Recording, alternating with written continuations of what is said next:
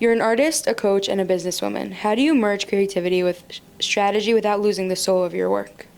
Before what I said, how with my spiritual practices, how it's not so like concrete and intense, it's the same thing with my work. It's not. Every single couple months I'll be like, okay, Yaeli, let's go. You need a schedule. Like, why? Like, how? One time someone was like, how do you run your business? Like, do you have spreadsheets? I'm like, that was before Rifki. I'm like, what spreadsheets? I'm like, no, I don't know how to do that. And my brain just doesn't work like that. Yeah. I'm in flow. I've always been in flow. Whatever comes my path that makes sense, today is today and tomorrow is tomorrow. And do I have big goals and big visions? Yeah. But on the micro, I just don't work like that. Like I just told my assistant, Nasal's assistant, who's my assistant also, I just told her last week I need a calendar. I never had a calendar before.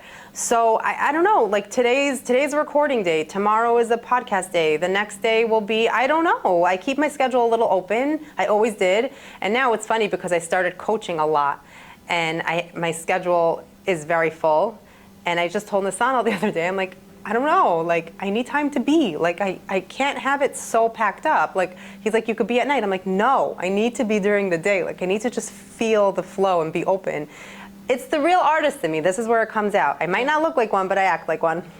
Okay, so when you're painting, what does your creative process actually look like when you're trying to channel ideas?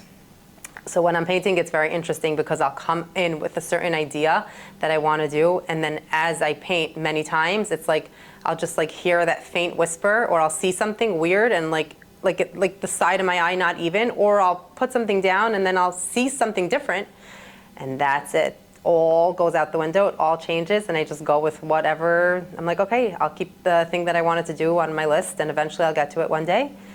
And then, yeah, then that's how it gets channeled and downloaded. All of a sudden, a message will just come in through what I don't see or see. Have you ever felt a pressure to compromise your art or your message for your business? And if you did, how did you handle that tension? Not really, because since the day I started, I never had an agent. And I was about to sign up with an agent.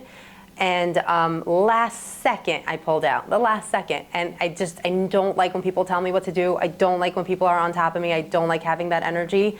And when I was about to sign up with him, he was starting to like guide me into how I should be painting and what I should be painting. And I was just like, I can't, like, go away.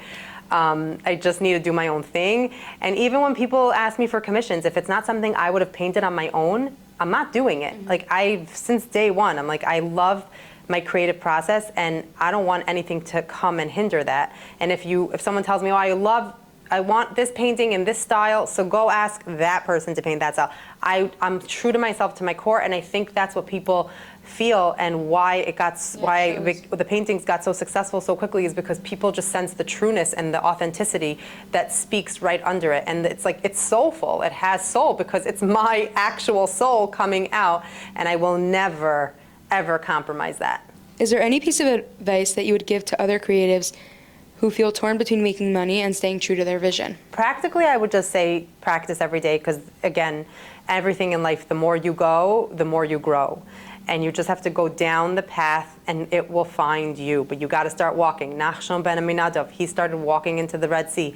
And that's exactly what it is. I think about him every single day. Like, just go so that the sea can split. It won't split if you stand there. And so the same thing, I practiced out loud. It was uncomfortable. It's weird. You mess up. People are going to say things and whatever. But you just have to go and ignore and just practice. How do you know when something you're creating is just pretty versus when it's truly carrying a message?